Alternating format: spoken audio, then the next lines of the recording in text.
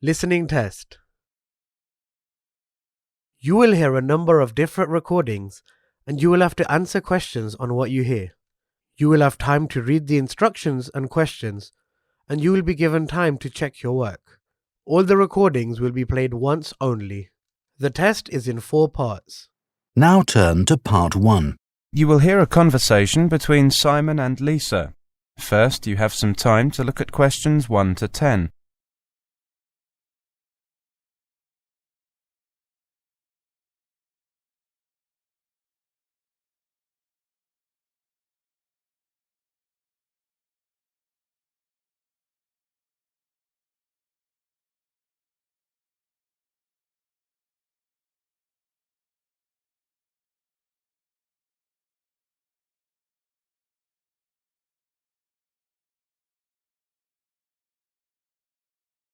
Now listen carefully and answer questions 1 to 10.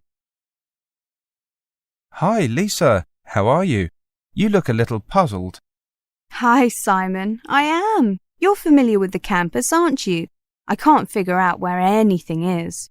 Well, let me give you a hand then. Which places do you need to know? First, I need to know where the library is. I haven't registered yet. All right. You know where the North Gate is, don't you? Yes, it's up that way, about 200 metres. Sorry, Lisa. I'm afraid it's in that direction and it's about 500 metres away. Well, that begins to explain why I can't find anything. So, the South Gate. North. Then it's a little towards the West Gate. You can't miss it because it's really big and has a large sign on it. OK, I'll take your word for it. The second place I need to find is the Sports Centre. That's in the southwest part of the campus. It's easy to see because there's the outdoor athletics stadium nearby. OK, next I need to know where Churchill Building is. That's where I have my lectures tomorrow. That's back by the library. You know the building, the McDonald building, where our department is? Yes, that's right by the East Gate, isn't it? Right. Well, the Churchill building is opposite. Well, almost opposite that. Not that small building directly opposite? No, the larger one beside it. Got it. OK, last one. Where's the cafeteria? I know it's next to the bookshop.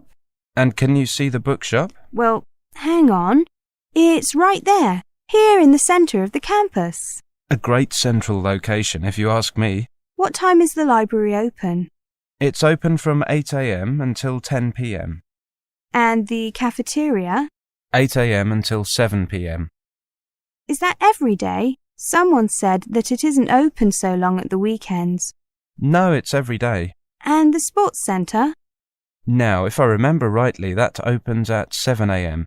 and closes at 9 p.m. But the outdoor athletics field can only be used during daylight hours, since there's no floodlighting. You play sports, don't you, Simon? I do. I've signed up for the football team trials this coming weekend, and I was on the athletics team at school. When are the trials? I don't play football, but I enjoy watching. They're on Saturday, starting at 10 a.m. The organisers said that we should expect to be there until mid-afternoon, probably until around 3. Well, I've got things to do in the morning, but I'll come along after lunch. I hope you survive until then. So do I. I think that in the morning they'll be aiming to sort out the people with ability from the no-hopers. Then in the afternoon, they'll be sorting out who's the best. OK, well, good luck with that. I'll see if Leslie wants to come along. OK, see you Saturday. That is the end of section 1. You now have half a minute to check your answers.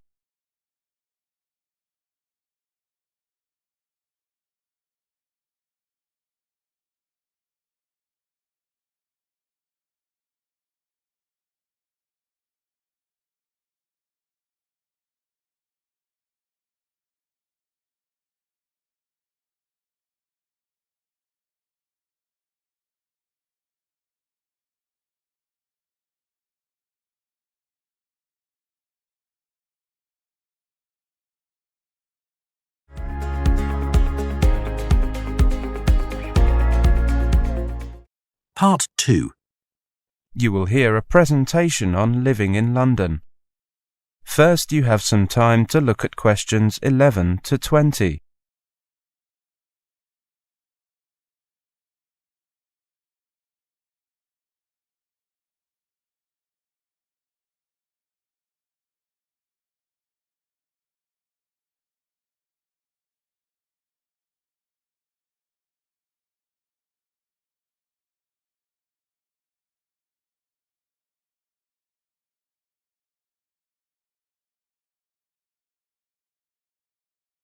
Now listen carefully and answer questions 11 to 20.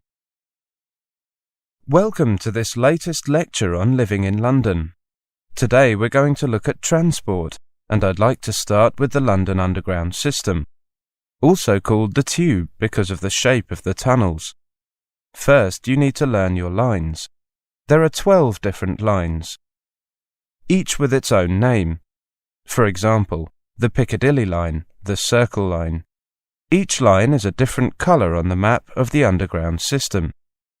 You can find the map in the ticket hall at each Underground station, and usually on the platforms as well. Sections of the map are also displayed in the carriages of the Underground trains. Before you begin, it helps to know which line you are starting on and on which line your destination can be found. If they are on different lines, look at the map to see where the two lines cross, and note the name of the station where they meet. That is where you have to change trains. If the two lines do not cross, keep looking until you find a third line that crosses both of the other two. Then you will need to change trains twice. You can buy a ticket from one of the automatic machines or from the ticket office. Either way, you need to know the name of the station you are going to. You also need to know whether you want a single ticket, which is valid just to get you to your destination, or a return, which gets you there and back again. Fares are based on a zone system. The more zones you travel through, the more expensive your fare is. There are 6 zones, with Zone 1 covering central London and Zone 6 covering the outskirts of the system, including, for example, Heathrow Airport. Most of the Underground maps show which stations are in which zones. A single ticket for travel through all 6 zones currently costs £4. Depending on how far you are travelling and how many journeys you need to make, it may be cheaper to buy a one-day travel card, which gives you unlimited travel on all London Underground and bus services. The day you buy it. A one-day travel card covering all 6 zones currently costs £8. You can also buy an Oyster card. This is the best option if you are going to be in London for a long time. You get a discount on all tickets, usually about 10%. And you don't have to queue to buy tickets. Just buy credit for your card and then use it as directed when you enter and leave Underground stations at the start and finish of your journeys. At Underground stations, you must pass through an automatic gate. Put your ticket into the slot to the right of the gate. When the gate opens, pass through. As you pass through, your ticket will pop up from another slot on the top. Pull your ticket out and take it with you. You need it at the end of your journey. This is the same procedure for travel cards. With Oyster cards, you hold your card over the card reader at special automatic gates. If you have baggage with you, you can go through a special larger gate where you can pass through more easily. Show your ticket to an attendant and ask him or her to let you through this gate. Most stations have long escalators leading to and from the trains. Try to stand to the right-hand side, leaving space for people to walk past you on the left. When changing trains, get off at the station where the line you are on crosses the line you need. Follow the signs for the line you need and the direction you want to go in. When you leave the system, you must pass through an automatic gate again to leave the station.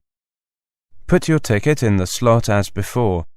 If you bought a return ticket or a travel card, your ticket will pop up for you to collect again, so that you can use it later. If you bought a single ticket, or if you are on the return trip of your return ticket, your ticket will stay in the machine. To find out more about the London Underground, check the official website, www.thetube.com. This site also has the map and information in numerous foreign languages. Now, let's move on to... That is the end of Part 2. You now have 30 seconds to check your answers to Part 2.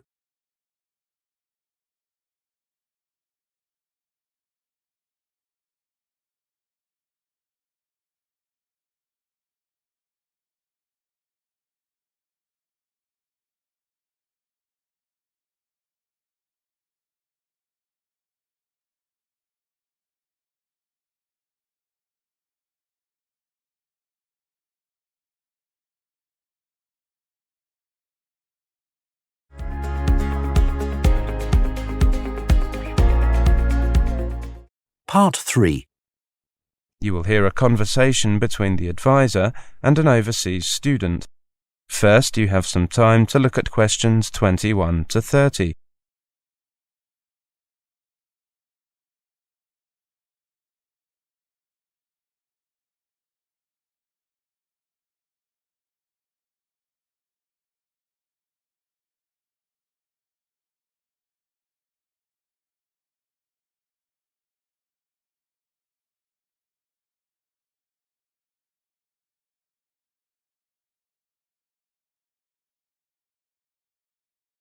Now listen carefully and answer questions 21 to 30. Good afternoon. How can I help you? Good afternoon. My name is Helena Schwartz. I have an appointment at 3. Ah, yes. Come in. Please take a seat. Now, what can I do for you? Well, I need some advice about my studies. I'm a foreign student from Germany, and, well, I heard that this is the place to come. It certainly is. So, what kind of problems are you having? It's quite normal for students to meet problems, particularly overseas students who might not be familiar with the British way of life or education system. Well, my first problem is the workload. That's a common problem, even with British students.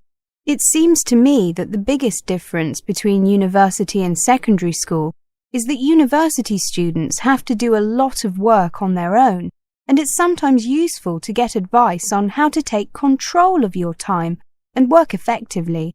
You're right. The obvious thing to do is to make a schedule and stick to it. Bear in mind that there is enough time to do the work and enough time for extracurricular activities. You mean that I shouldn't overload myself? Right. But moreover, be careful to spread your work out over the weeks and months. Don't do anything for a while, then get worried because you have little time to get assignments finished. Yes, that's clear. We get a lot of students coming to us with that problem, so we've produced a leaflet about it. You should have received one during orientation, but sometimes, well, here you are. Thank you. I'll read it carefully later. Okay, and feel free to come back if you have any questions about it. Okay. My second problem is with research. Are you going to complain that the library isn't open at the weekends? How did you guess? We get so many students complaining about that.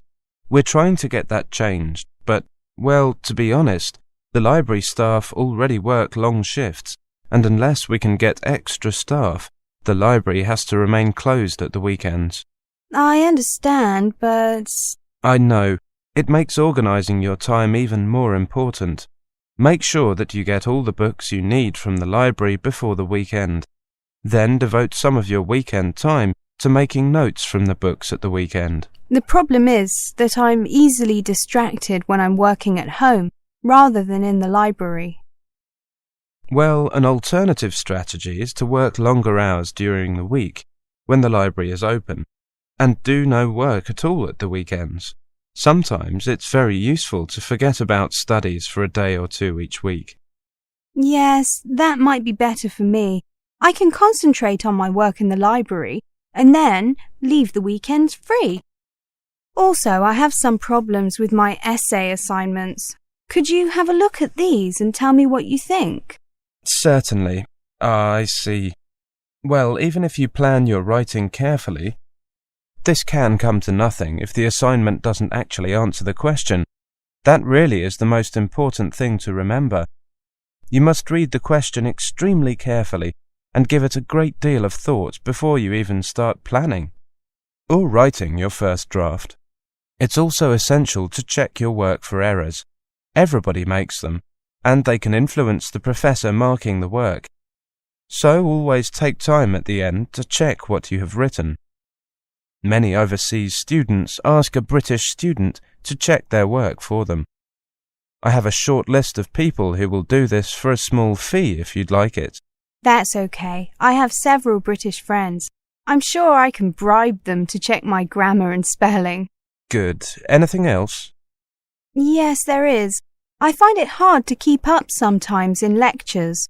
Do you have any tips for me? I was thinking of recording them using an MP3 player. Then I can listen to it again afterwards and... Well, a lot of people find them useful, but some people point out that you might never actually have time to listen to the recording again. Something else you could try is checking your notes with a friend after the lecture. Go for a coffee or something. Yes, that's a good idea. Thanks. Thank you very much for your help. That's what I'm here for. That is the end of Part 3. You now have 30 seconds to check your answers to Part 3.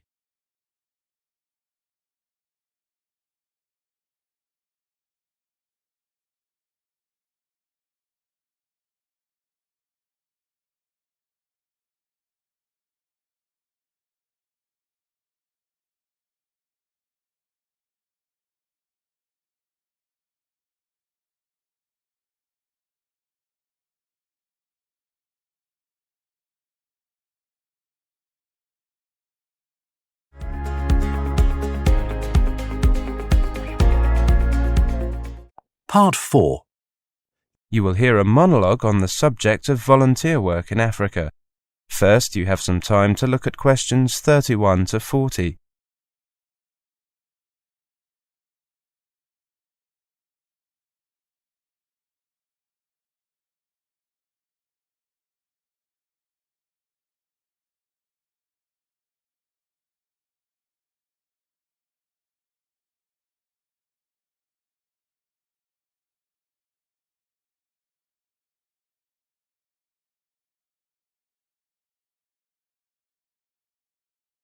Now listen carefully and answer questions 31 to 40.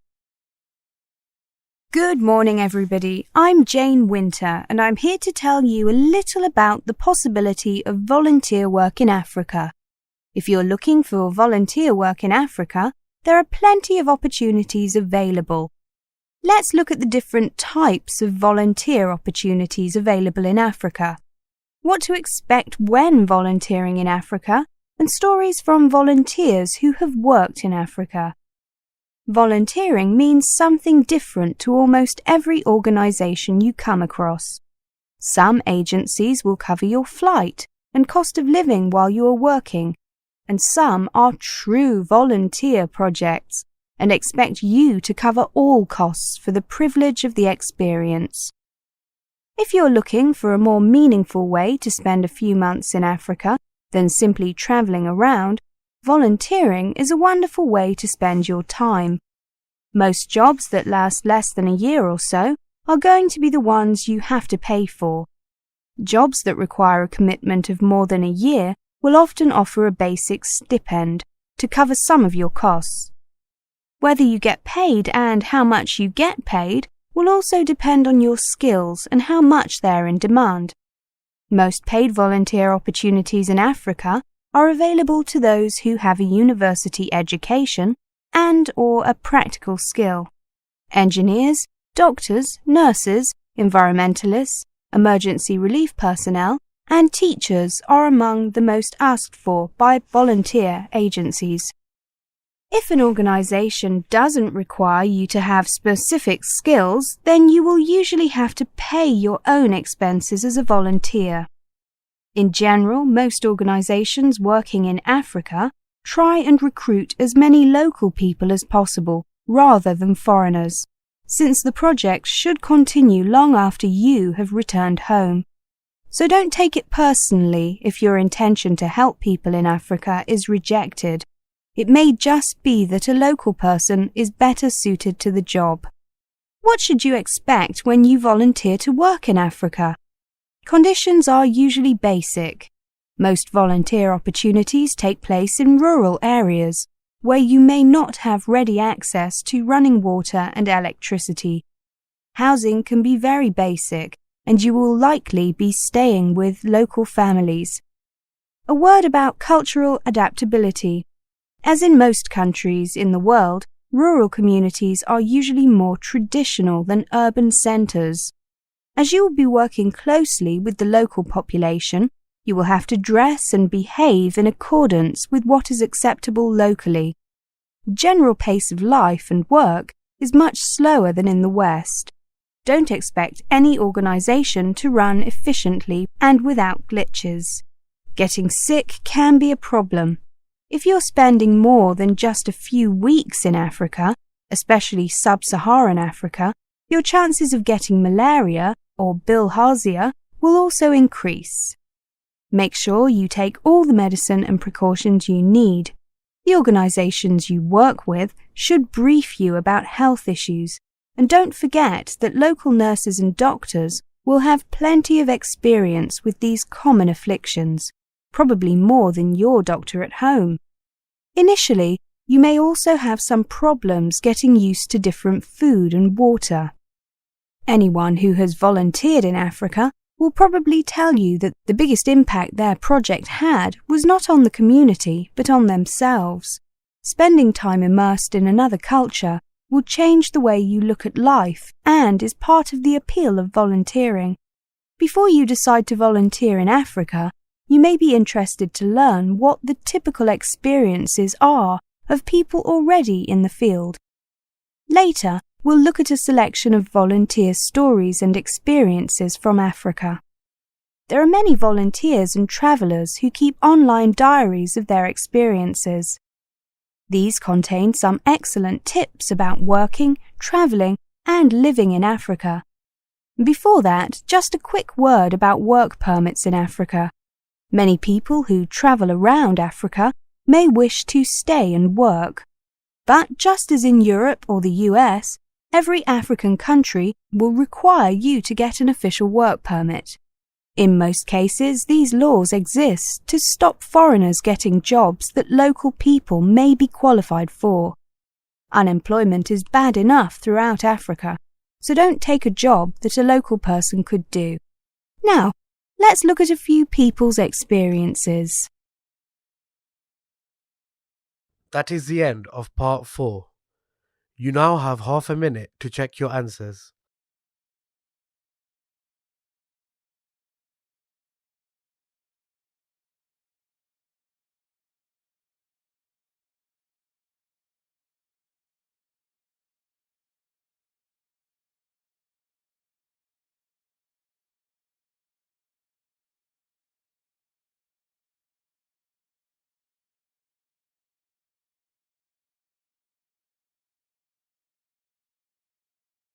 That is the end of the listening test.